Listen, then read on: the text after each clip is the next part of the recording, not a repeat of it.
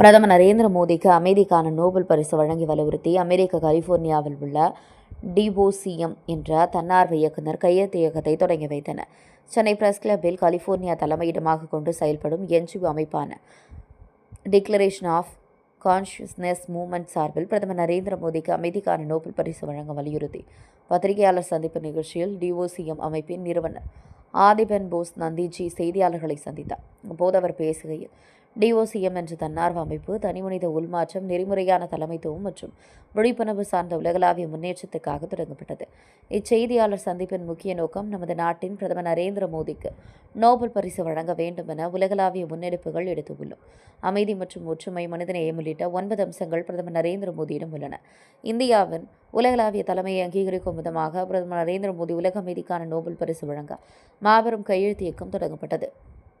கோடிக்கணக்கில் மக்களிடம் ஆன்லைன் மூலம் இந்த கையெழுத்துக்கள் பெறப்படும். இதனை நோபல் நிறுவனத்திற்கு பிரதமர் நரேந்திர மோடி அமைதிக்கான நோபல் பரிசினை வழங்க வலியுறுத்தும்.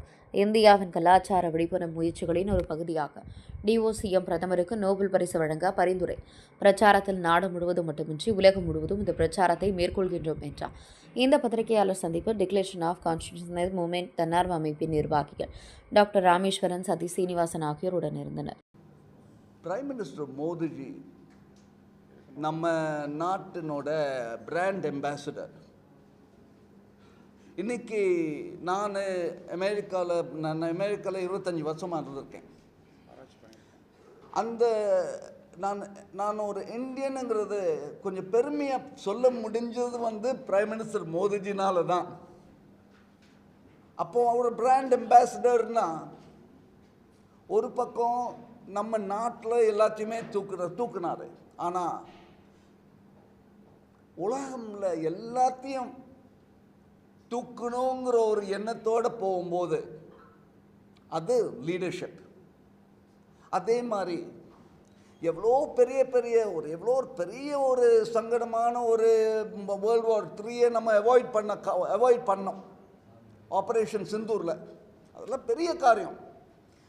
அது எப்போ நம்ம ஜெயிச்சிட்டு இருக்கோமோ, அந்த நாடு பாகிஸ்தான் நாடு எத்தனை பிளேனை டிஸ்ட்ராய் பண்ணாங்க, எத்தனை பேரில் கொலை பண்ணாங்க, பற்றி இருக்கிற நேரத்தில் பிரைம் மினிஸ்டர் மோடிஜி ஒரு வார்த்தை அதை பற்றியே பேசல. எத்தனை அவங்க எவ்வளோ டிஸ்ட்ராய் பண்ணாங்கன்னு கூட சொல்லலை. எதனாலனா அந்த ஈகோ வாரை அவாய்ட் பண்ணார்.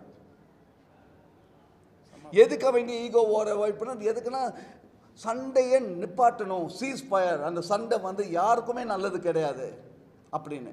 அப்போ அந்த அமைதிங்கிறதுக்கு ஒரு ப்ரைஸ் இருக்குது. அந்த ப்ரைஸை நம்ம இந்தியா பே பண்ணோம். ஆனால் என்ன பார்க்க வேண்டியது இருக்குன்னா, அவ்வளோ ஒரு முக்கியமான ஒரு ஸ்டெப்பை எடுத்துட்டு நம்ம சீஸ் ஃபயர்னு போயிட்டு போரை நிப்பாட்டிட்டு அதை ஒரு ஈகோ இல்லாமல் நம்ம அந்த போரை விட்டு நடந்து அமைதிக்கு வந்தோம். இந்த மாதிரி இது ஒரு செயல். இந்த மாதிரி 9 பாயிண்ட்டை நாங்கள் பார்க்குறோம். எந்தெந்த லெவலில் எந்தெந்த ஏரியாவில் பிரைம் மினிஸ்டர் மோடிஜிக்கு ரெக்கக்னிஷன் தேவை. இப்போது இந்தியாவை டிஜிட்டலைஸ் பண்ணி எல்லாத்தையுமே டிஜிட்டலைசேஷனுக்கு கொண்டு வரணும்னா அர்த்தம் என்னென்னா, ஒவ்வொரு ஆளையும் நம்ம ஒரு மனிதனாக இப்போ நம்மளால் பார்க்க முடியுது. மொத்தமாக எந்த அளவுக்கு நம்ம எல்லாத்தையுமே நம்ம பாவர்ட்டியிலேருந்து தூக்க முடியுங்கிறத வச்சு அதை அப்படி நம்ம அந்த அந்த அந்த அந்த அந்த அந்த ஸ்ட்ரென்த்து கொடுக்குறது டிஜிட்டலைசேஷனில். இதே டிஜிட்டலைசேஷன் இப்போ மோடிஜி மற்ற நாட்டுக்கும் ஷேர் பண்ணுறாரு. நம்ம இந்தியா ஷேர் பண்ணுது. அப்போது உலகத்துக்கு எந்த அளவுக்கு நம்ம ஒரு பாசிட்டிவ் இன்ஃப்ளூயன்ஸாக இருக்கும். அதே சமயத்தில் இன்டர்நேஷ்னல் யோகா டேன்னு சொல்லி மோடிஜி அமைச்சதில் இதுவரைக்கும் யுனைடெட் நேஷனில்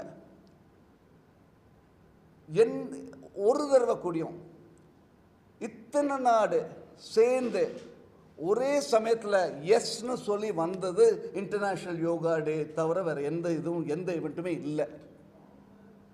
அப்படி எல்லா நாட்டுக்கும் சேர்த்து இன்டர்நேஷ்னல் யோகா டே கொடுக்கும்போது நம்ம கல்ச்சரும் உள்ள போது, ஆனால் யோகா மூலமாக ஹெல்த் மட்டும் இல்லை, நல்ல மனசும் கரெக்டாக வரணுங்கிற வச்சு தான் யோகா கொடுக்குது. இப்போ ஒரு அமெரிக்காவில் ஒரு மேகசின் இருக்குது, யோகா ஜேர்னல்னு ஒரு மேகசின் இருக்குது. அதில் என்ன பார்க்குறாங்கன்னா, சப்ஸ்கிரைபர்ஸை பார்க்கும்போது எல்லா மேகசின் கூட கம்பேர் பண்ணும்போது இந்த யோகா ஜேர்னலில் படிக்கிறவங்களுக்கு இன்கம் கூட அப்படின்னு வருது. அப்படின்னா என்ன அர்த்தம்னா, யோகா பண்ணும்போது நல்ல மனசோடு பண்ணும்போது நல்லபடியாக அவங்க லைஃப்பையும் உண்டாக்குது, பெரிய மனசு கொடுக்குது அப்படின்னு இருக்கு. அப்போ அந்த யோகா நம்ம நாட்டுக்குரிய யோகா கொடுக்கும்போது, நம்ம ராஜராஜ சோழன், நம்ம சோழ நாடு இந்தோனேஷியா வரைக்கும் இருக்கும்போது எதனால இன்னமும் நம்ம கல்ச்சர் அவங்க மேலே தூக்கி வைக்கிறாங்கன்னா, அதுக்குரிய பெனிஃபிட்னால, அந்த பெனிஃபிட் இருந்ததுனால தான் இன்னும் நம்ம கல்ச்சர் அங்கே நிற்குது. அதுவும் அன்பு மூலமாக போன கல்ச்சர். இது இப்போ நம்ம யோகா மூலமாக நம்ம பண்ணுறோம். அப்போ இன்டர்நேஷ்னல் யோகா டேங்கிறது ஒரு ஸ்டெப்பு. யோகா எதுக்கு பண்ணுறோம்? நம்ம கான்ஷியஸ்னஸை கூட்டுருக்கு, நம்ம கான்ஷியஸ்னஸை எக்ஸ்பேண்ட் பண்ணுறதுக்கு. அப்போது டெக்ளரேஷன் ஆஃப் கான்ஷியஸ்னஸ்ங்கிறது இன்டர்நேஷ்னல் யோகாவுக்கு அடுத்த ஸ்டெப்பு.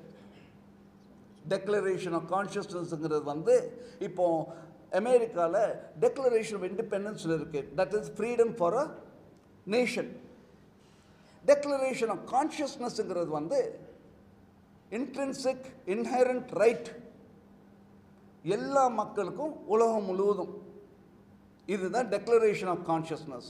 இதில் நம்ம நோபல் பீஸ் ப்ரைஸ்னு சொல்லும்போது, பீஸுங்கிற வார்த்தை கான்ஷியஸ்னஸ்னால தான் நடக்கும், வரும், இருக்கும். கான்ஷியஸ்னஸ் இல்லைன்னா அந்த வார்த்தை பீஸுக்கே இடமே கிடையாது. அதனால தான் இந்த டெக்ளரேஷன் ஆஃப் கான்ஷியஸ்னஸ்ங்கிறது பிரைம் மினிஸ்டர் மோடிஜியை நொபேல் பீஸ் ப்ரைஸ்க்கு நாங்கள் ரெக்கமெண்ட் பண்ணுறோம்.